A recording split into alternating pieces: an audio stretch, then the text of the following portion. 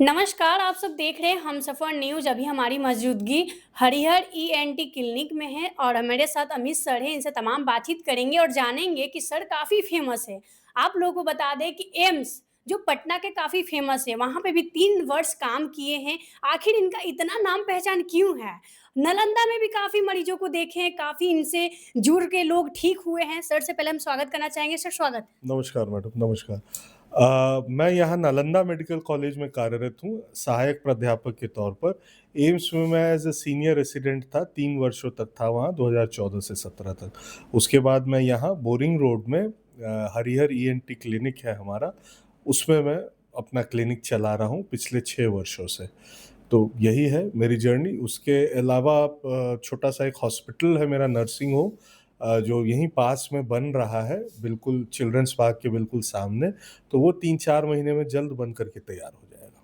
Sir काफ़ी लोग परेशान रहते हैं नाक, कान। ये लोग बहुत परेशान होते हैं, सुन नहीं पाते हैं, उनका कान काफ़ी समय से बहता है और नाक से भी पानी गिर रहा है, तो बहुत लोगों को यही स समस्या हो रहा है सर। क्या कहना चाहिएगा? देखिए मैम, कान, नाक, गले की समस्याएँ हैं, ये ब्रांच ही बना क्योंकि ये तीनों कान, नाक और गला एक-दूसरे से कनेक्टेड होता है। अच्छा। एक की प्रॉब्लम अगर होती है तो दूसरे में भी प्रॉब्लम शुरू हो जाती है। तो जो सबसे कॉमन प्रॉब्लम्स है लोगों में, वो कान की प्रॉब्लम से सबसे ज़्यादा त्रस्त रहते हैं। कान में जो मुख्यतः कॉमन प्रॉब्लम है, वो है कान का बहना और कान से कम सुनना। कान से बहना और कम सुनने को लोग नेग्लेक्ट बहुत ज़्यादा करते हैं, क्योंकि वो उनके इलाज में कई बार तक प्राथमिकता नहीं होती है कान की बीमारी को लेकर के। तो कान का बहना जो बहुत कॉमन प्रॉब्लम है आजकल, ये कान का बहना इसलिए होता है क्योंकि कान के पर्दे में अधिकतर लोगों के छिद्र होता है और वो डॉक्टरी सलाह नहीं लेते हैं और लोकल डॉक्टर से दवाई लेते रहते हैं, वो और नुकसान करता है। पर्दे में अगर छेद होता है तो धीरे-धीरे कान की नस कमज़ोर होने लगती है और सुनना भी कम होने लगता है। पर्दे के पीछे हड्डी होती है जो सुनाई में हमारी मदद करती है, वो हड्डी भी खराब होने लगती है, घिसने लगती है, जिसके कारण से सुनाई दिन-ब-दिन कम होती चली जाती है। इसलिए ये अत्यंत आवश्यक है कि अगर आपका कान बहता है और कम सुनते हैं, तो सबसे निकटतम कान, नाक, गले के डॉक्टर से विचार लें, उनको जा कर के दिखाएँ और बहुत सारी आधुनिक मशीनें हैं, हमारे पास भी आधुनिक मशीनें हैं, आप देख सकते हैं सामने। एंडोस्कोप है जिसके ज एक कैमरा है जो आपके कान के भीतर जाता है और आप भी देख पाएँगे कि कान में क्या परेशानी है। हमें तो मदद करती ही है डायग्नोसिस में। आप खुद भी देख पाएँगे कान में क्या परेशानी है, कान में छिद्र है या किसी और प्रकार की परेशानी है, सूजन है, वो देख कर के उसके हिसाब से उसका इलाज संभव है। ये हो गई कान की बात। इसके अलावा कान बहने के अलावा कई बार होता है ओल्ड एज ग्रुप में, बड़े बुजुर्गों में कान से कम सुनाई देता है, पर्दे में कोई प्रॉब्लम नहीं होती, फिर भी उनको कम सुनाई देता है क्योंकि उनकी नस दबी हुई रहती है, नस कमज़ोर होती चली जाती है। इसमें भी बहुत ज़रूरी है कि आप डॉक्टरी सलाह लें, क्योंकि अगर नस दबती चली जाएगी और उसका कोई ट्रीटमेंट नहीं होगा, सुनाई की मशीन अगर नहीं लगाएँगे, तो काफ़ी कम हो जाएगी। आपको सारे संसार से डिसोसिएट कर देगी। आप जब सुनेंगे ही नहीं, तो आपको लगेगा कि आप संसार का पार्ट हैं ही नहीं। किसी की कोई बात आपको कम सुनाई देगी, घर में भी लड़ाई झगड़े होंगे पत्नी से या बच्चों से, क्योंकि वो आपकी बात झल्ला जाएँगे, आप सुनेंगे नहीं, वो गुस्से में बोलेंगे और आपसे कोई बात करना ही नहीं चाहेगा। बिल्कुल। सर नाक का थोड़ा प्रॉब्लम बताइए, नाक बहना, किन्हीं को नाक में बहुत ज़्यादा समस्या हो जाता है कि एक नाक बह रहा है और एक नाक रुका हुआ है, सूखा हुआ है पूरा पड़ा हुआ, उससे भी प्रॉब्लम होती है, सर में दर्द होना। जी, बहुत प्रॉब्लम होती है। नाक का जो सबसे कॉमन प्रॉब्लम है आजकल हमारे वातावरण में पॉल्यूशन की वजह से, एलर्जिक राइनाइटिस जिसको मेडिकल टर्म है, जिसको एलर्जी की प्रॉब्लम बोलते हैं, वो होता है। बेतहाशा छींकें आती हैं, 10, 20, 25 बार लोग छींकते हैं, नाक से पानी आना, आँखों में खुजली होना, स्किन में रैशेज़ होना, ये सब प्रॉब्लम होती है एलर्जी की वजह से। एलर्जी की प्रॉब्लम बेसिकली हमारे ब्लड में होती है। ब्लड में कुछ ऐसे केमिकल्स होते हैं जिसकी वजह से एलर्जिक रिस्पॉन्स ट्रिगर होता है और बेतहाशा 15, 20, 25 छींकें आती हैं। और ये जब लोगों को होता है तो ज़रूर मिलना चाहिए, नाक का प्रॉपर एग्ज़ामिन करके, और उस हिसाब से उनको कुछ नेज़ल स्प्रे, नाक की कुछ दवाएँ और टैबलेट वग़ैरह दी जाती हैं, जिससे एलर्जी कंट्रोल में रहे। उसके अलावा कई बार नाक की हड्डी का टेढ़ापन होता है, नाक की हड्डी अगर टेढ़ी होती है तो साँस लेने की दिक्कत होती है। नाक की हड्डी टेढ़ी होने का कारण कई बार होता है चोट लगने से होता है, लेकिन हर टाइम चोट लगी हो यह ज़रूरी नहीं होता। कई बार होता है हड्डी के टेढ़ापन का जो कारण होता है, वो होता है वंशानुगत होता है। जैसे-जैसे हमारा डेवलपमेंट होता है, हम पैदा होते हैं, बच्चे बच्चे से फिर ब बड़े होते हैं और एडोलेसेंट जवान होते हैं, तो उस दौरान हड्डी के बनावट में टेढ़ापन आ जाता है और वो हड्डी टेढ़ी ही फिर रह जाती है। 16 साल की उम्र के बाद जो फाइनल शेप जो ले लेता है हड्डी, वो वैसा ही रह जाता है और अगर वो टेढ़ा है और साँस के रास्ते को अवरुद्ध कर रहा है, तो उसको ऑपरेशन की ज़रूरत होती है, जो कि ऑपरेशन नाक के भीतर से होता है, बाहर से कोई कट, चीरा, टाँका नहीं लगता है। और अगर हड्डी टेढ़ी होती है, तो उसकी वजह से अगर एलर्जी भी है, तो साइनस के प्रॉब्लम का जन्म होता है। साइनस होता है जो चेहरे की जो हड्डियाँ हैं, उसके बीच में जो खाली जगह होती है, उसको साइनसेस बोलते हैं। उसके अंदर बलगम जमा हो जाता है, चेहरे का भारीपन और कई बार उसमें मांस-मस्सा भी बन जाता है, जो कि एलर्जिक पॉलिप बोलते हैं। इसके चलते भी फर्दर नाक में वो पॉलिप बन के आ जाता है और जिससे नाक फिर से बंद होने लगता है, साँस की रुकावट होने लगती है। तो इन सब का थॉरोली देखना ज़रूरी है। इसका भी एंडोस्कोपिक डायग्नोसिस होता है, एंडोस्कोप नाक में डाली जाती है, कैमरा होता है, जिससे कि देखा जाता है आखिर प्रॉब्लम क्या है। उसका मेडिसिनल इलाज, दवाई के द्वारा इलाज किया जाता है। सर लास्ट और ये हम, जैसे कि बहुत कम लोगों में ये समस्या पाई जाती है, लेकिन बहुत ज़्यादा वो समस्या को मतलब लोग ले लेते हैं कि गला में खराश होना, गले को सूजन हो जाना, ये सब प्रॉब्लम मतलब हो जाता है आम आदमी में। गले को जैसे हम बाँटें अगर 2 भाग में, बच्चों में और बड़ों में, तो बच्चों में जो कॉमन प्रॉब्लम होती है, वो टॉन्सिल का प्रॉब्लम होता है, कि टॉन्सिल गले में बार-बार दर्द होता है, खाने-पीने में दिक्कत होती है, बच्चों का ग्रोथ नहीं हो पाता।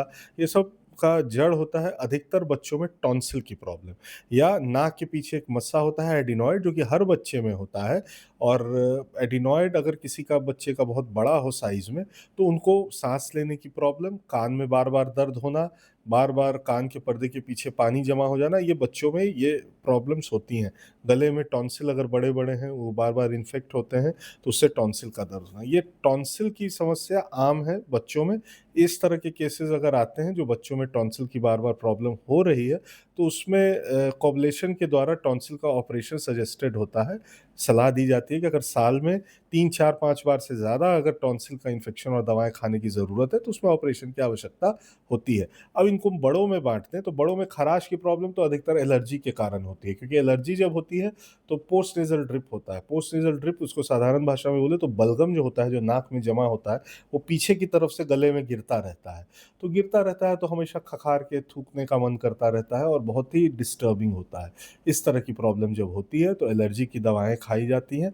उसके अलावा जो और बड़ी प्रॉब्लम्स हैं, आवाज़ में बदलाव आना। आवाज़ के तार में किसी प्रकार का कैंसर-वैंसर आजकल हम देखते हैं, रोड पर जब भी निकलेंगे लोग गुटखा खा के थूकते रहते हैं। दिन भर देखेंगे थूकते ही रहते हैं, जाने कितने लोग गुटखा खाए जा रहे हैं, खाए जा रहे हैं, खाए जा रहे हैं।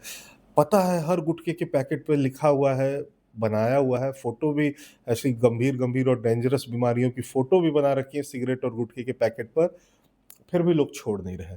अपनी ब ब आमदनी का मुझे लगता है 1/3 हिस्सा लोग गुटखा खा कर के रोड पे थूक देते हैं। रोड को भी गंदा गंदा करते हैं और अपने स्वास्थ्य के साथ खिलवाड़ भी करते हैं। ऐसे लोगों को मुँह का कैंसर, गले का कैंसर होना लाज़मी है और अगर ये होता है, तो आवाज़ में बदलाव होता है। तो ये कभी-कभी इतना गंभीर हो जाता है कि आवाज़ के पूरे तार को ही, वॉइस बॉक्स को ही टोटल लैरिंजेक्टोमी करके निकालना पड़ता है। कई बार जीभ का थोड़ा पार्ट काटना पड़ता है। तो आपके माध्यम से मैं अनुरोध भी करना चाहूँगा कि कृपया गुटखा में अपनी रिसोर्सेज़ को खराब ना करें। एक तो पैसा खर्च करके गुटखा खाते हैं, फिर उसी गुटखा को जो पैसा है उसको रोड पे थूक देते हैं।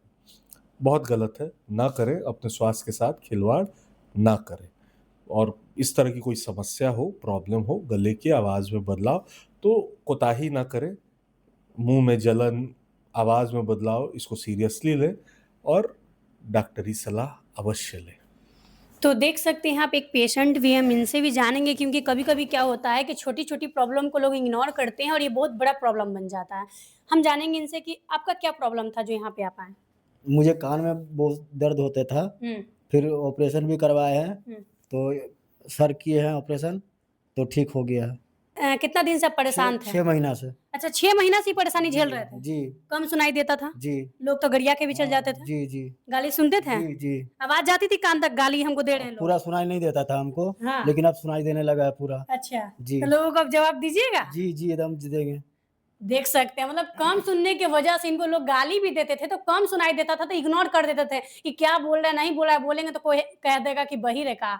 इसलिए नहीं जवाब देते थे, लेकिन अभी यहाँ पे आए हैं, अमित सर से मिले हैं, काफ़ी अच्छा इलाज किए हैं और यहाँ पे देख सकते हैं काफ़ी यहाँ मशीन रखा गया है, मशीन का भी बहुत अच्छा से प्रयोग किया जा रहा है। आप लोग एक बार आइए, यहाँ पे अपना इलाज करवाइए, कान, नाक, गले, ये तीनों चीज़ का प्रॉब्लम का समस्या का हल यहाँ निकलता है। आपको अच्छा लग रहा है? जी, हमको अच्छा लग रहा है। तो बहुत लोगों का मन में ये डर होता होगा कि हम डॉक्टर के पास जब जाएँगे, ऐसे जाके मेडिकल से दवा लेते हैं तो चलिए 100-200 रुपए में दवा हो जाता है। लेकिन जब जाएँगे डॉक्टर से सलाह लेने के लिए तो काफ़ी पैसा लगेगा, लेकिन नहीं, आपका जीवन अनमोल है, अपना जीवन को बचाइए, लेकिन आप फीस पे मत जाइए, अपना जीवन रहेगा तो उतना आप लोग कमा सकते हैं, तो आप लोग आइए, यहाँ पे आप लोग अपना इलाज करवाइए। तो आइए हम सर से एड्रेस फाइनली जान लेते हैं कि यहाँ का एड्रेस क्या है, सर बताएँगे फाइनली एड्रेस यहाँ का क्या है। सर यहाँ का एड्रेस बता दीजिए, लोकेशन बता दीजिए, जो लोग नए लोग हैं, आना चाहते हैं, दिखाना चाहते हैं उनका। देखिए, अगर आप मुझसे डॉक्टरी परामर्श लेना चाहते हैं कान नाक गले से रिलेटेड, तो पटना में आइए, बोरिंग रोड चौराहा से जस्ट 200 मीटर आगे है, एएन कॉलेज वाली रोड में, चौराहा से 200 मीटर आगे। ये हमारे क्लिनिक के सामने ही लक्ष्मी कॉम्प्लेक्स है, तो लक्ष्मी कॉम्प्लेक्स के बिल्कुल सामने है हरिहर ईएनटी क्लिनिक, बाहर बोर्ड लगा हुआ है। और मैं आपसे रिक्वेस्ट करूँगा कि फ़ोन नंबर वगैरह डिस्प्ले कर देंगे आप, जिससे ओके, कि लोगों को आसानी रहेगी। बिल्कुल। हमेशा आने से पहले अगर सुदूर जगहों से आ रहे हैं तो पहले से अपॉइंटमेंट बुक करा लें। 1-2 दिन पहले आने से पहले इन नंबरों पे कॉल करके अपॉइंटमेंट फ़िक्स करके आना चाहें जब भी आ सकते हैं आइए। और यही कहूँगा कि मैं ज़्यादा से ज़्यादा लोगों की मदद करना चाहूँगा और कम से कम पैसों को लेकर के मेरे क्लिनिक में कोई बंधन नहीं है। सबका इलाज मैं कम से कम में करना चाहता हूँ। मैं ज़्यादा से ज़्यादा लोगों का दुःख हरना चाहता हूँ। अगर मेरी वीडियो देख कर आएँगे सर, तो उनके लिए कुछ डिस्काउंट? ज़रूर कर देंगे मैम। आपका वीडियो देख के आएँगे, ज़रूर कर देंगे। तो चलिए, आप मेरी वीडियो देखकर अगर आ रहे हैं, तो आपको डिस्काउंट भी मिलेगा। स्क्रीन पे नंबर चल रहा है, आप लोग कॉल कीजिए और आज ही कॉन्टैक्ट कीजिए और आइए ज़रूर अपना इलाज करवाइए। बाकी आप लोग क्या सोचते हैं इस वीडियो के बारे में, वीडियो में कमेंट कीजिए, वीडियो को शेयर कीजिए, लाइक कीजिए। मिलेंगे कोई नए अपडेट के साथ, तब तक के लिए जय हिंद, जय बिहार।